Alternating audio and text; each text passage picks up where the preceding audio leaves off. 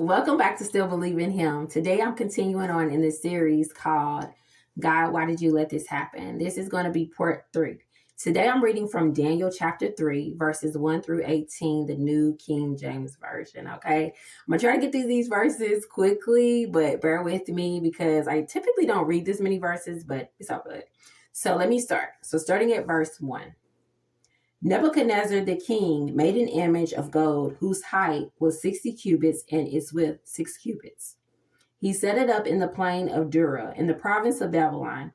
And King Nebuchadnezzar sent word to gather together the satraps, the administrators, the governors, the counselors, the treasurers, the judges, the magistrates, and all the officials of the provinces to come to the dedication of the image which King Nebuchadnezzar had set up. So the satraps, the administrators, the governors, the counselors, the treasurers, the judges, the magistrates, and all the officials of the provinces gathered together for the dedication of the image that King Nebuchadnezzar had set up. And they stood before the image that Nebuchadnezzar had set up. Verse 4. Then a Herod cried aloud, "To you it is commanded, O people, nations, and languages, that at the time you hear the sound of the horn, flute, harp, lyre, and psaltery," I think I'm saying that right, "in symphony with all kinds of music, you shall fall down and worship the gold image that King Nebuchadnezzar has set up. And whoever does not fall down and worship shall be cast immediately into the midst of a burning fiery furnace."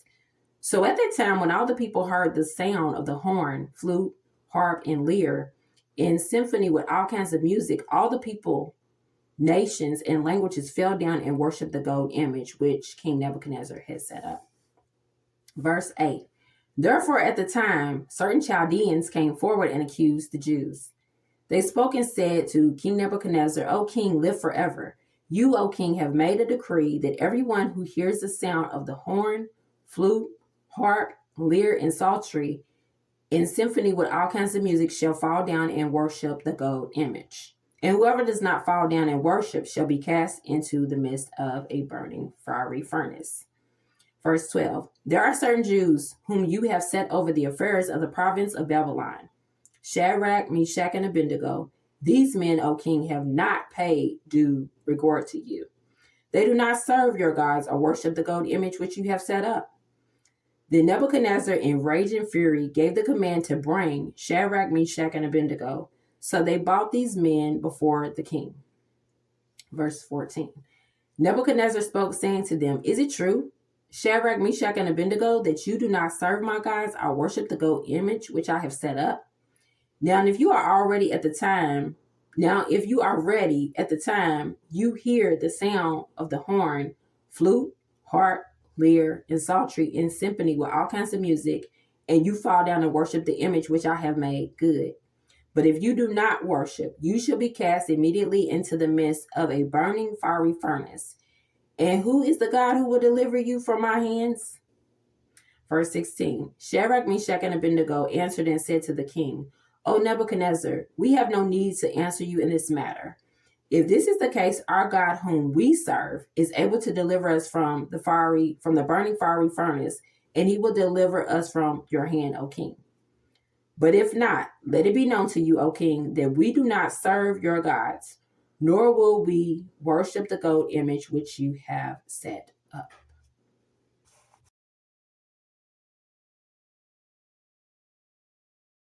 Okay, so let me summarize these verses, okay?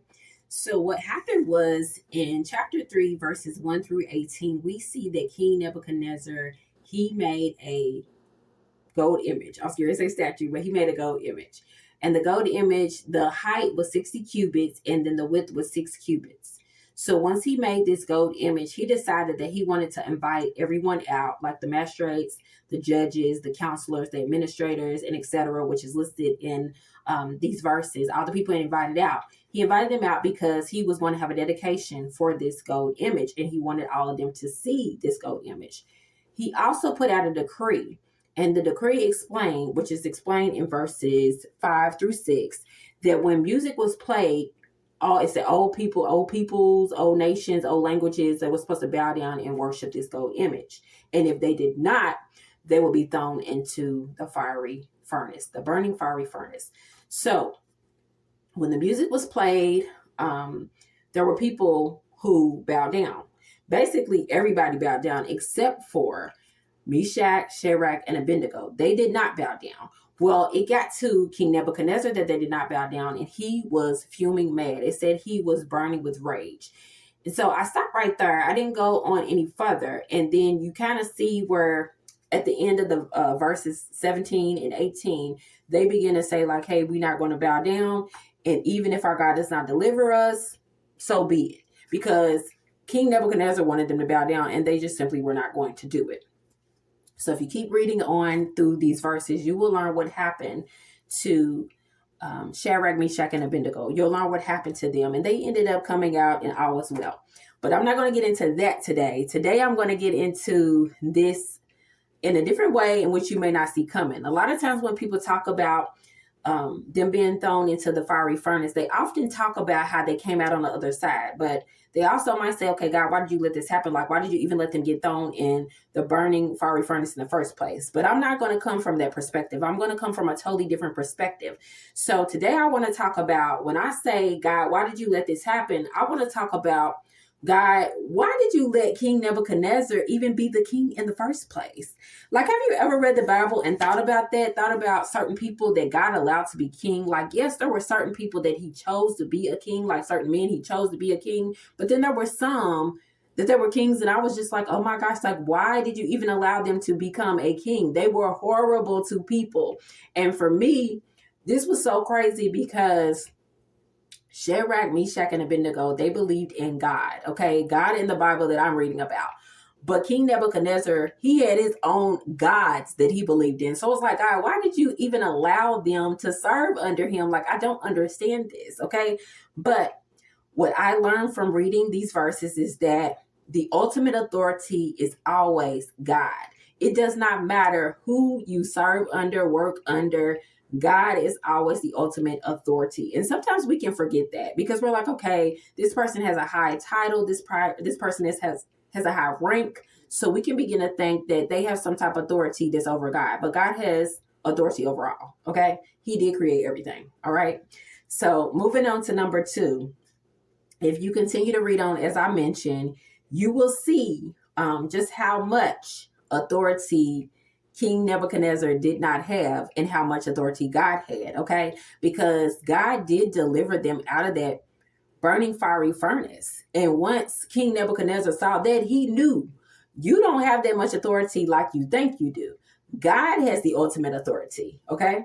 Moving on to number 3. And in the end, what I love about this particular chapter and just overall with this fiery furnace and Shadrach, Meshach, Abednego, and King Nebuchadnezzar, what we see is that in the end, King Nebuchadnezzar had a reverence for God. He even said to himself, like, hey, let me pull it up real quick. Hold on.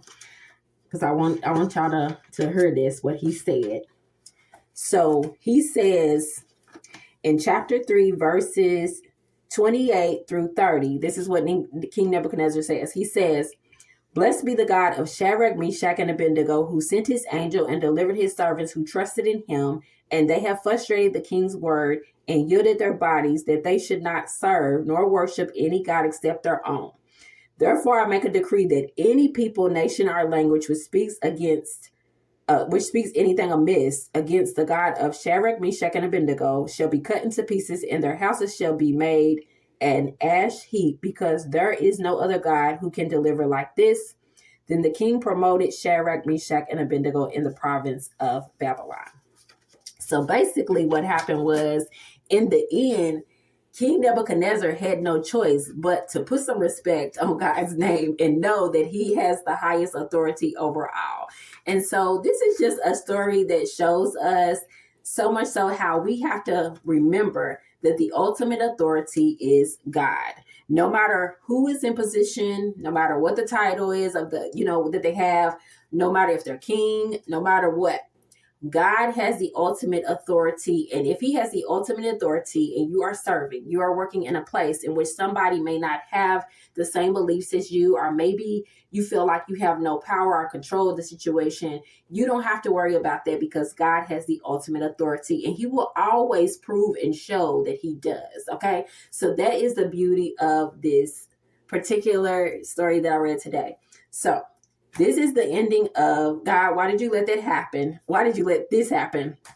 And if you have anything in the comments that you would like to share about maybe something God allowed to happen in your life, and you ask the question, God, why did you allow this to happen? And you feel like this could be of encouragement to somebody, or if you feel led to share a comment, please do so. So thank you for tuning in. Bye. See you in the next one.